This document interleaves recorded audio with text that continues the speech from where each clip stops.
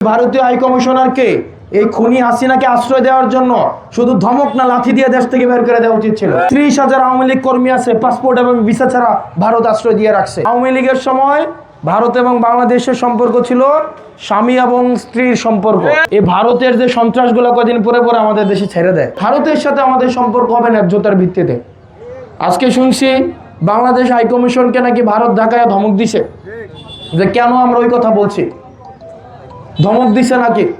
ওই ভারতীয় হাই কমিশনারকে এই খুনি হাসিনাকে আশ্রয় দেওয়ার জন্য শুধু ধমক না লাথি দিয়ে দেশ থেকে বের করে দেওয়া উচিত ছিল। আপনি আমার দেশের সন্ত্রাসকে আপনি পেলে পুষে বড় করবেন, তাদেরকে ট্রেনিং দিবেন, তাদেরকে অর্থ দিবেন। অন্তত 30,000 আওয়ামী লীগ কর্মী আছে, পাসপোর্ট এবং ভিসা ছাড়া ভারত আশ্রয় দিয়ে রাখছে, রাখে নাই? তো আপনি আমার দেশের সন্ত্রাস আপনি পালবেন, বাংলাদেশকে আপনি ডিস্টেবিলাইজ করবেন, আর আমি আপনার সাথে বন্ধুত্বপূর্ণ সম্পর্ক রাখবো, এত ঠেকা পড়ে নাই। এই ভারতের যে সন্ত্রাসগুলো কদিন পরে পরে আমাদের দেশে ছেড়ে দেয়, ছাড়ছে কি না? ছাড়ছে না?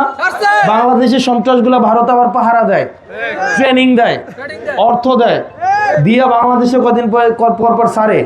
আমাদের দেশে এসে দুষ্কর্ম করে না, তাদেরকে বারবার করে বলা হয়েছে, শুনে না।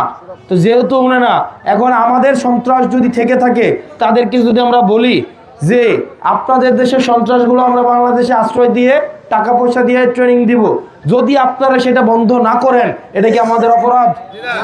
এটা কি আমাদের অপরাধ? সম্পর্ক হবে ন্যায্যতার ভিত্তিতে। আপনিও সন্ত্রাস ছাড়বেন না, আপনার সার্বভৌমত্ব আমরা সম্মান করব, আপনার সীমান্তের প্রতি আমাদের সম্মান থাকবে, কিন্তু শর্ত হইল আমার সীমান্তকে আপনি কি করতে হবে? সম্মান দেখাইতে হবে। আপনি যদি দেখা মাত্রই গুলি মারা এই পলিসিতে বিশ্বাস করেন, আমি তো আপনাকে দেখা মাত্রই সালাম দেওয়া নীতিতে থাকবো না। আপনি যদি আমাকে দেখা মাত্রই গুলি করার নীতিতে থাকেন, আমিও আপনাকে গুলি না করতে পারি, অন্তত ঢিল ছুঁড়ে সেই প্রতিবাদ জানাবো কিনা? এবার দেখেন, আমাদেরকে নাটক, সিনেমা, কালচারালি বাসায় বাসায় ডিসেন্টিনা ঢুকায়া, এই ভারতীয় সংস্কৃতি ঢুকায়া আমাদেরকে এটা বুঝাইছে যে আমাদেরকে ভারতের উপরে সবসময় নির্ভর হয়ে থাকতে হবে।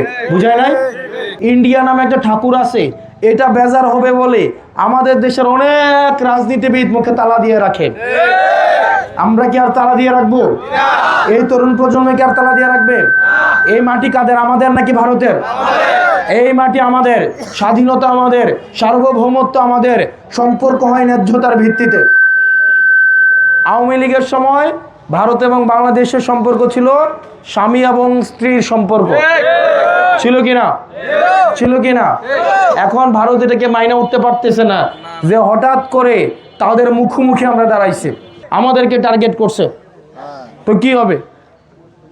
তোরা মারা গেলে কি হবে? কিছুই হবে না। আমি যদি মারা যাই, এরকম অনেক মানুষ রাস্তায় দাঁড়ায় যাবে, যাবে না? অনেক মানুষ রাস্তায় দাঁড়ায় যাবে। এটা এই লড়াই, এই আমাদের ইনসাফের যেই, আমাদের আজাদির যে সিলসিলা, এই সিলসিলা অব্যাহত থাকবে।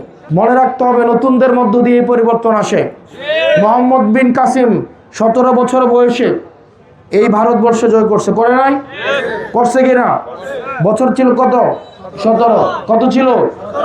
মুরব্বী যারা আছে তাদের চিন্তা পশ্চাৎপদ, তারা হচ্ছে সবসময় দায়বদ্ধতার জায়গা থেকে ভাবে তাদের অনেক লাইবিলিটি আছে কিনা? আছে কিনা? আর আমরা হচ্ছে কি মইরা যাব, শেষ।